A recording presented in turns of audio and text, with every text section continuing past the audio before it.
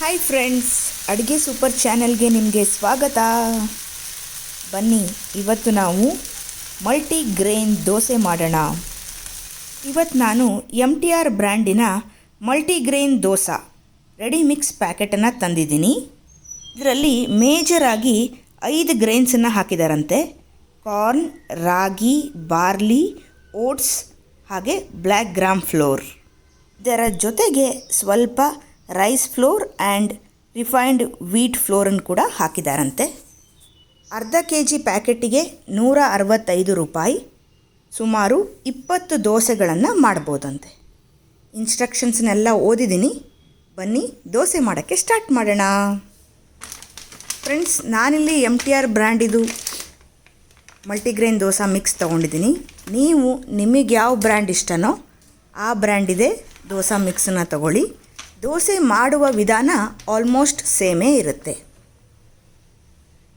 ಈಗ ನಾನು ಅವರೇ ಇನ್ಸ್ಟ್ರಕ್ಷನ್ಸಲ್ಲಿ ಕೊಟ್ಟಿರೋ ಹಾಗೆ 1 ಲೋಟ ಆಗುವಷ್ಟು ಮಲ್ಟಿಗ್ರೇನ್ ದೋಸಾ ಮಿಕ್ಸನ್ನು ತೊಗೊತಾ ಇದ್ದೀನಿ. ಸುಮಾರು 150 ಗ್ರಾಮ್. ಈಗ ಇದನ್ನು ಒಂದು ಪಾತ್ರೆಗೆ ಹಾಕ್ತೀನಿ. ಹಾಗೆ ಅದೇ ಲೋಟದಲ್ಲಿ 1 ಲೋಟ ನೀರನ್ನು ಕೂಡ ಹಾಕ್ತೀನಿ. 1 ಗ್ಲಾಸ್ ಆಫ್ ವಾಟರ್.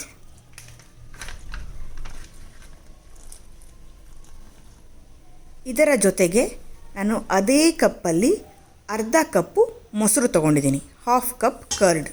ಇದು ಹುಳಿ ಮೊಸರಲ್ಲ, ಸೋರ್ ಕರ್ಡ್ ಅಲ್ಲ, ಫ್ರೆಶ್ ಕರ್ಡ್ ತೊಗೊಂಡಿದ್ದೀನಿ. ಅರ್ಧ ಕಪ್, 1/2 ಕಪ್. ಈಗ ಇವೆಲ್ಲವನ್ನು ಕೂಡ ಚೆನ್ನಾಗಿ ಮಿಕ್ಸ್ ಮಾಡಬೇಕು. ಚೂರು ಕೂಡ ಗಂಟಿರಬಾರ್ದು, ಆ ಥರ ನೀಟಾಗಿ ಮಿಕ್ಸ್ ಮಾಡಬೇಕು.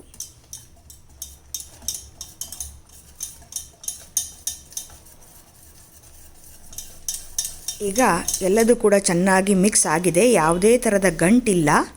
ಈಗ ಇದನ್ನು 5 ಮಿನಿಟ್ಸ್ ಈ ಥರ ಮುಚ್ಚಿ ಇಡಬೇಕು. 5 ಮಿನಿಟ್ಸ್, ಕೀಪ್ ಇಟ್ ಅಸೈಡ್.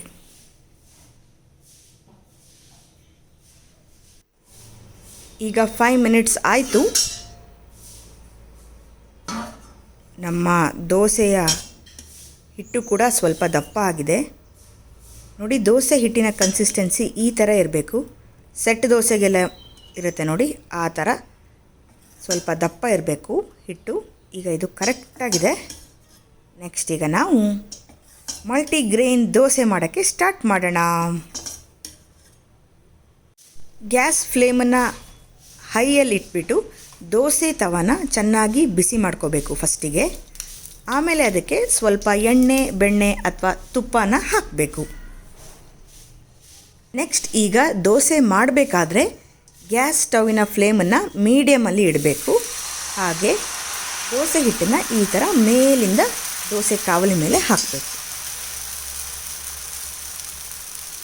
ಇದು ಮಲ್ಟಿಗ್ರೇನ್ ದೋಸೆ ಆದ್ದರಿಂದ ಪೇಪರ್ ದೋಸೆ ಥರ ತೆಳ್ಳಗೆ ದೋಸೆ ಮಾಡೋಕ್ಕಾಗಲ್ಲ. ಸೊ ಸೆಟ್ ದೋಸೆ ಥರ ಮಾಡಿದ್ರೇ ಈ ದೋಸೆ ಸೂಪರಾಗಿರುತ್ತೆ. ಈಗ ಇದಕ್ಕೆ 1 ಚಮಚ ತುಪ್ಪ ಹಾಕಿದೆ. ಇದನ್ನು 2 ಮಿನಿಟ್ಸ್ ಮುಚ್ಚಿ ಇಡೋಣ. ನಮ್ಮ ದೋಸೆ ಚೆನ್ನಾಗಿ ಬೇಯಬೇಕು. ಎಸ್ ಫ್ರೆಂಡ್ಸ್, ಈಗ 2 ಮಿನಿಟ್ಸ್ ಆಯಿತು. ಒಂದು ಸೈಡ್ ನಮ್ಮ ದೋಸೆ ಚೆನ್ನಾಗಿ ಬೆಂದಿದೆ. ಈಗ ಇದನ್ನು ಟರ್ನ್ ಮಾಡಿ ಇನ್ನೊಂದು ಸೈಡು ಕೂಡ 2 ಮಿನಿಟ್ಸ್ ಚೆನ್ನಾಗಿ ಬೇಯಿಸೋಣ.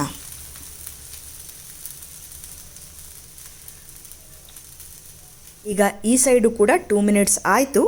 ಬೇಯಿಸೋಕ್ಕೆ ಸ್ಟಾರ್ಟ್ ಮಾಡಿ. ಎಸ್ ಫ್ರೆಂಡ್ಸ್, ನಮ್ಮ ದೋಸೆ ಸೂಪರಾಗಿ ಬೆಂದಿದೆ. ಈಗ ಇದನ್ನು ಸರ್ವಿಂಗ್ ಪ್ಲೇಟಿಗೆ ಹಾಕೋಣ. ಸೊ ಇದೇ ಥರ ನಿಮಗೆ ಯಾವ ಶೇಪಿನ ದೋಸೆ ಬೇಕು, ದೊಡ್ಡದು ಬೇಕಾ, ಸಣ್ಣದು ಬೇಕಾ, ಆ ಥರ ನೀವು ನಿಮ್ಮ ಮನೆಯಲ್ಲಿ ಮಲ್ಟಿಗ್ರೇನ್ ದೋಸೆನ ಮಾಡ್ಬೋದು.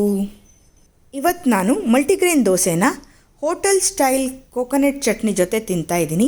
ಈ ಚಟ್ನಿನ ಹೇಗೆ ಮಾಡೋದು ಅಂತ ನಾನು ಆಲ್ರೆಡಿ ತೋರಿಸಿದ್ದೀನಿ. ನೀವು ನೋಡಿಲ್ಲ ಅಂದರೆ ಡಿಸ್ಕ್ರಿಪ್ಷನ್ ಬಾಕ್ಸಲ್ಲಿ ಲಿಂಕ್ ಇದೆ, ಖಂಡಿತ ನೀವು ನೋಡಿ.